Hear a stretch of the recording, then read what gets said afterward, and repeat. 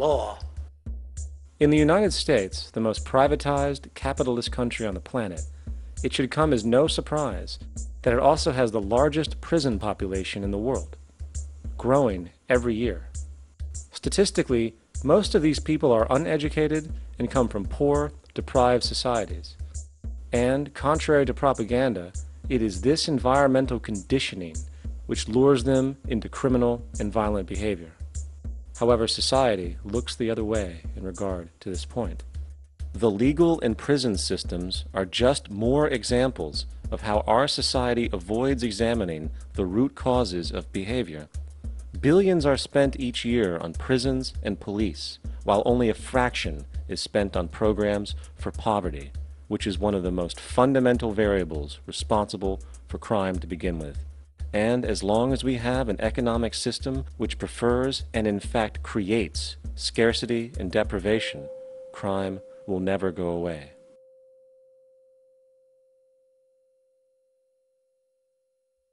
If people have access to the necessities of life without servitude, debt, barter, trade, they behave very differently. You want all these things available without a price tag. Now then, you gotta have a price tag. Well, what'll motivate people? Man gets everything he wants, he just lay around in the sun. This is a myth they perpetuate. People in our culture are trained to believe that the monetary system produces incentive. If they have access to things, why should they want to do anything? They will lose their incentive. That's what you're taught to support the monetary system. When you take money out of the scenario, there would be different incentives, very different incentives. When people have access to the necessities of life, their incentives change. What about the moon and the stars? New incentives arise. If you make a painting that you will enjoy giving it to other people, not selling it.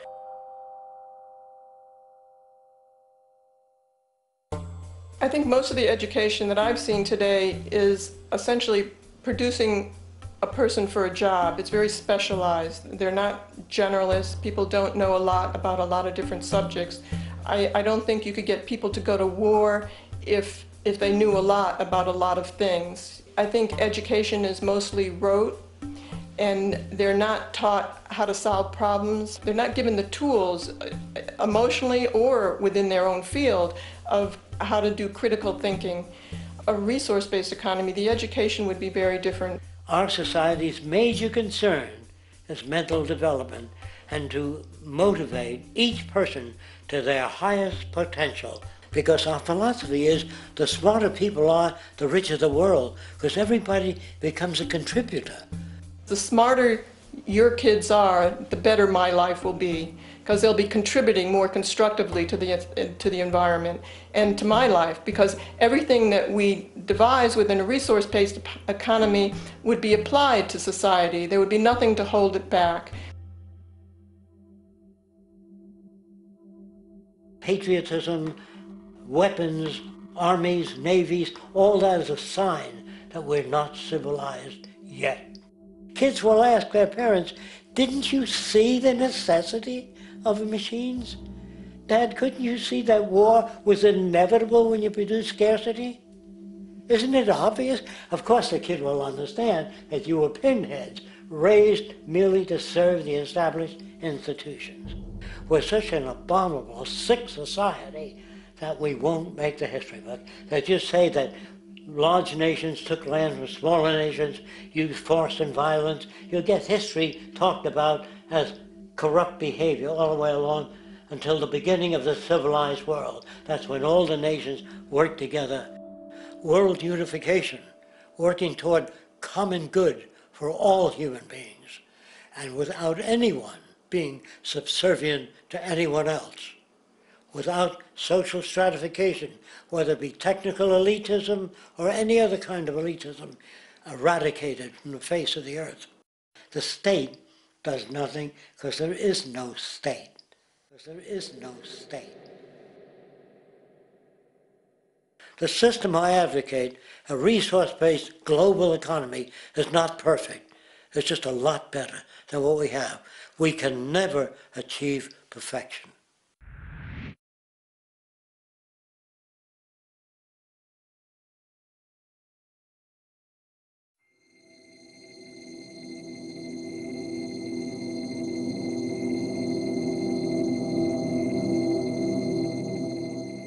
The social values of our society, which has manifested in perpetual warfare, corruption, oppressive laws, social stratification, irrelevant superstitions, environmental destruction, and a despotic, socially indifferent, profit-oriented ruling class, is fundamentally the result of a collective ignorance of two of the most basic insights humans can have about reality: the emergent and symbiotic aspects of natural law.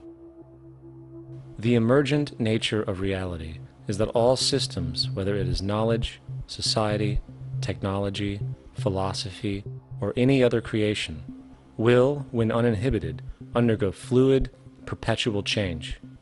What we consider commonplace today, such as modern communication and transportation, would have been unimaginable in ancient times. Likewise, the future will contain technologies, realizations, and social structures that we cannot even fathom in the present. We have gone from alchemy to chemistry, from a geocentric universe to a heliocentric, from believing that demons were the cause of illness to modern medicine. This development shows no sign of ending, and it is this awareness that aligns us and leads us on a continuous path to growth and progress. Static, empirical knowledge does not exist. Rather, it is the insight of the emergence of all systems we must recognize. This means we must be open to new information at all times, even if it threatens our current belief system and hence identities. Sadly, society today has failed to recognize this, and the established institutions continue to paralyze growth by preserving outdated social structures. Simultaneously, the population suffers from a fear of change, for their conditioning assumes a static identity, and challenging one's belief system usually results in insult and apprehension, for being wrong is erroneously associated with failure, when, in fact, to be proven wrong should be celebrated, for it is elevating someone to a new level of understanding, furthering awareness. The fact is, there is no such thing as a smart human being, for it is merely a matter of time before their ideas are updated, changed, or eradicated. And this tendency to blindly hold on to a belief system, sheltering it from new, possibly transforming information, is nothing less than a form of intellectual materialism. The monetary system perpetuates this materialism not only by its self-preserving structures, but also through the countless number of people who have been conditioned into blindly and thoughtlessly upholding these structures, therefore becoming self-appointed guardians of the status quo. Sheep, which no longer need a sheepdog to control them, for they control each other by ostracizing those who step out of the norm. This tendency to resist change and uphold existing institutions for the sake of identity, comfort, power, and profit is completely unsustainable and will only produce further imbalance, fragmentation, distortion, and invariably, destruction. It's time to change. From hunters and gatherers to the agricultural revolution to the industrial revolution, the pattern is clear. It is time for a new social system which reflects the understandings we have today. The monetary system is a product of a period of time where scarcity was a reality. Now, with the age of technology, it is no longer relevant to society. Gone with the aberrant behavior it manifests. Likewise, dominant worldviews, such as theistic religion, operate with the same social irrelevancy. Islam, Christianity, Judaism, Hinduism, and all of the others exist as barriers to personal and social growth, for each group perpetuates a closed worldview, and this finite understanding that they acknowledge is simply not possible in an emergent universe. Yet, religion has succeeded in shutting down the awareness of this emergence by instilling the psychological distortion of faith upon its followers, where logic and new information is rejected in favor of traditionalized, outdated beliefs. The concept of God is really a method of accounting for the nature of things. In the early days, people didn't know enough about how things formed, how nature worked, so they invented their own little stories. And they made God in their own image. A guy that gets angry. When people don't behave right, he creates floods and earthquakes. And they say it's an act of God. A cursory glance at the suppressed history of religion reveals that even the foundational myths themselves are emergent culminations, developed through influence over time. For example, a cardinal doctrine of the Christian faith is the death and resurrection of Christ. This notion is so important that the Bible itself states, "And if Christ be not risen, then is our preaching vain, and your faith is also vain." Yet it is very difficult to take this account literally, for not only is there no primary source denoting this supernatural event in secular history, awareness of the enormous number of pre-Christian saviors who also died and were resurrected immediately puts the story in mythological territory by association. Early church figures such as Tertullian went to great lengths to break these associations, even claiming that the devil caused the similarities to occur, stating in the 2nd century, "The devil, whose business is to pervert the truth, mimics the exact circumstance of the divine sacraments. He baptizes his believers and promises forgiveness of sins. He celebrates the oblation of bread and brings in the symbol of the resurrection. Let us therefore acknowledge the craftiness of the devil, who copied certain things of those that be divine." What is truly sad, however, is that when we cease the idea that the stories from Christianity, Judaism, Islam, and all the others are literal history, and accept them for what they really are, which are purely allegorical expressions derived from many faiths, we see that all religions share a common thread. And it is this unifying imperative that needs to be recognized and appreciated. Religious belief has caused more fragmentation and conflict than any other ideology. Christianity alone has 34,000 different subgroups. The Bible is subject to interpretation. When you read it, you say, I think Jesus meant this. I think Job meant that. Oh no, he meant this. So you have the Lutheran, the Seventh-day Adventist, the Catholic, and a church divided is no church at all.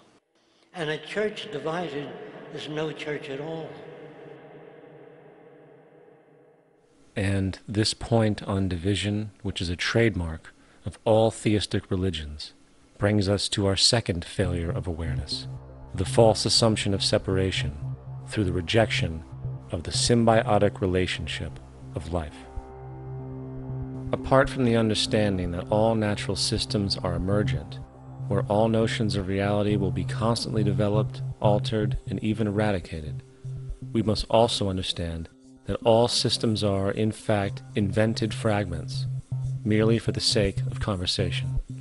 For there is no such thing as independence in nature. The whole of nature is a unified system of interdependent variables, each a cause and a reaction, existing only as a concentrated whole.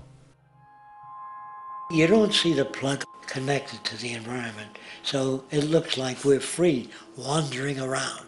Take the oxygen away, we all die immediately. Take plant life away, we die. And without the sun, all the plants die. So we are connected.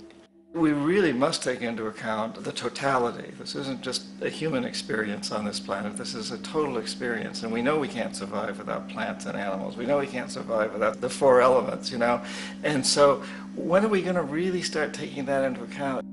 That's what it is to be successful. Success depends on how well we relate to everything around us.